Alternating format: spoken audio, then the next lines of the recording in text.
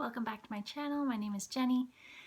I am here today to talk to you about my November TBR, and it is specifically my nonfiction November TBR. Nonfiction November, of course, is a month-long readathon during the month of November where nonfiction is celebrated as a genre. So you're encouraged to read a little bit more nonfiction than you normally would. And it is hosted by Olive at a Book Olive, and I will link her channel down below. So I have for you today recommendations and my own personal TBR. Olive has created 4 prompts, and they are single word prompts for her readathon, and I thought I would give you some options that you could read that I have previously read, and also tell you what I am going to read. So I am actually reading 3 nonfiction books this month, along with some other fiction books that I'd already planned. And I am applying all 4 prompts, but I only have the 3 books. So for sport, which is the first prompt, I am reading Fly Girls by Keith O'Brien. Fly Girls covers 5 women aviators during the 1920s.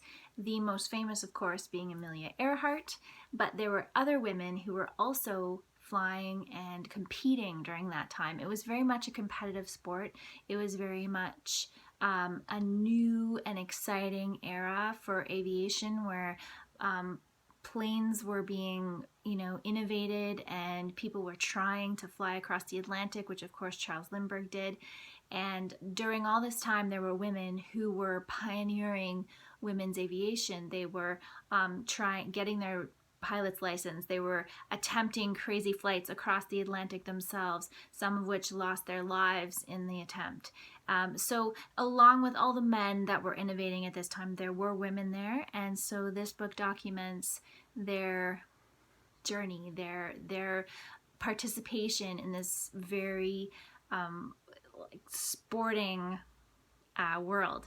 And I'm listening to this on audio. I'm not a huge fan of the audio narrator. I find her voice tends to sound very electronic, almost like those computer bot voices. But I think the subject matter is interesting enough that I'm just going to keep on going with it, even though I'm not a huge fan of the narrator. So that's my sport prompt.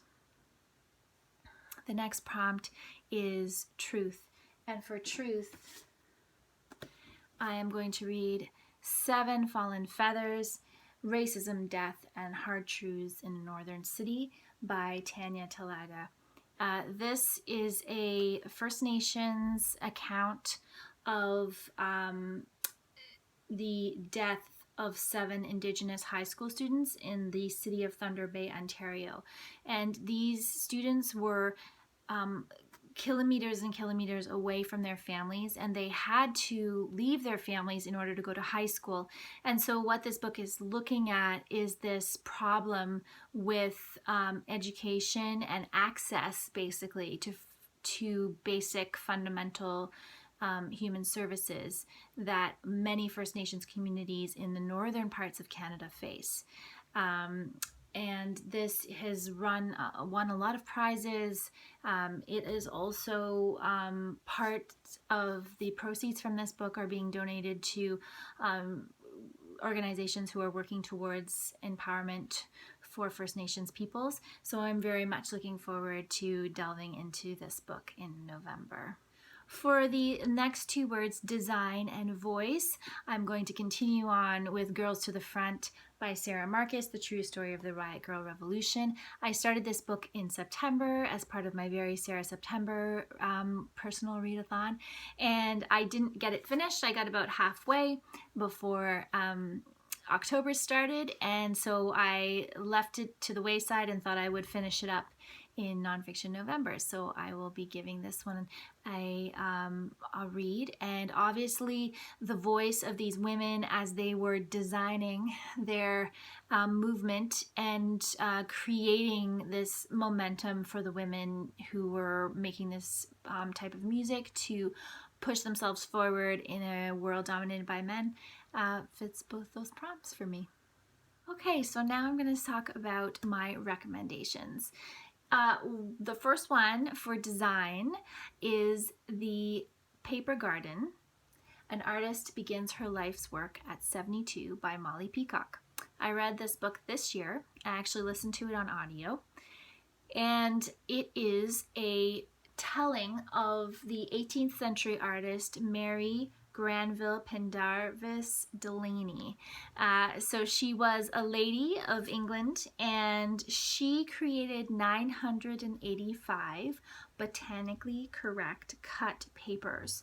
So she would cut out these flowers, and then she would create these beautiful vignettes, and it's called, the collection of all 900 of them that are in the British Museum is called the Botanica Dahlanica, and it was a very fascinating book.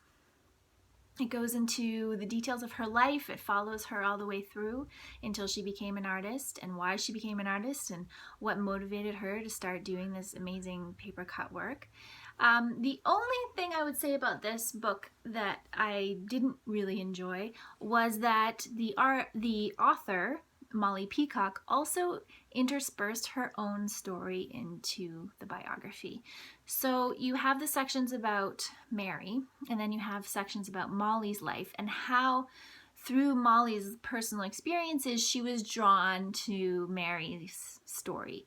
And while I found that interesting in some sections, I didn't always feel that the connections she was making between her life and Mary's life were very compelling. They didn't always link up as well as they should have, and I felt at times that I was just not that interested in hearing about Molly's life as I was about Mary's. So I would recommend, actually, if you're reading this book in hardback, which I think probably would have enhanced my experience of it, because they do go into quite a lot of detail describing all the individual flowers that she cut, and obviously I wasn't able to see them because I was listening to the book. I would think maybe you would want to skip over some of the memoir-esque aspects of the book and just focus on the biography part, which was really, really fascinating.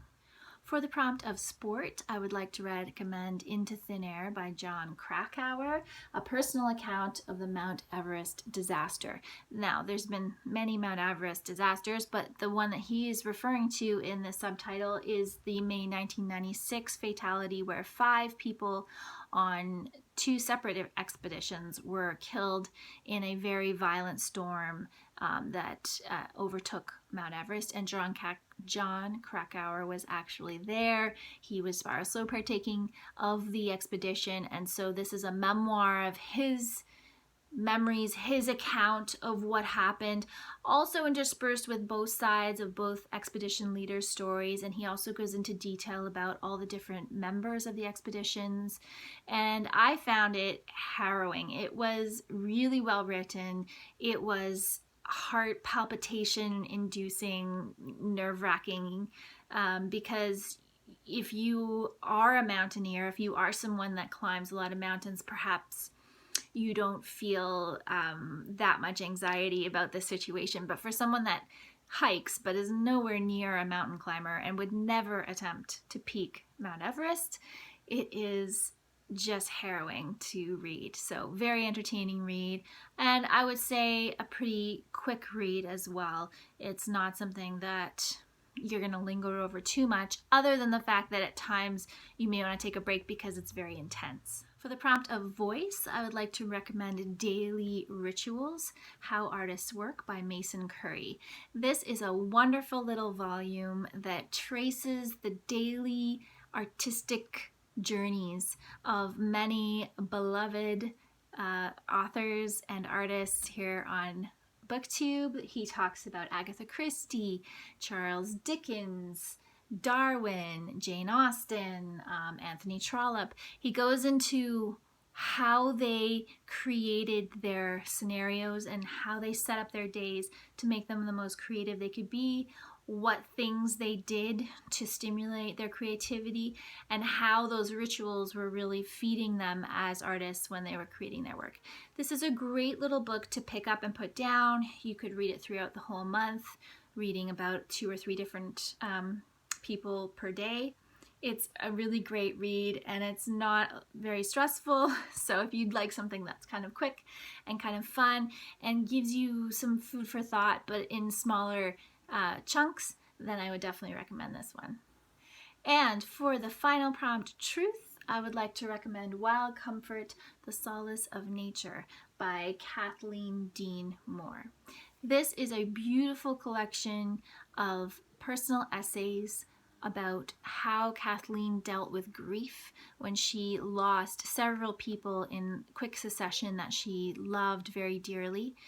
She writes so poignantly and she does a beautiful job of sharing nature with you. So every expedition that she went on, whether she was walking through a forest or staying in a cabin in Alaska or encountering wild animals, she just shared it in such a small, quiet, but beautiful way, and really touched the heart in terms of giving you just small little glimmers of hope that are coming up in nature that can help you to process and deal with pain or grief and get you through to the other side.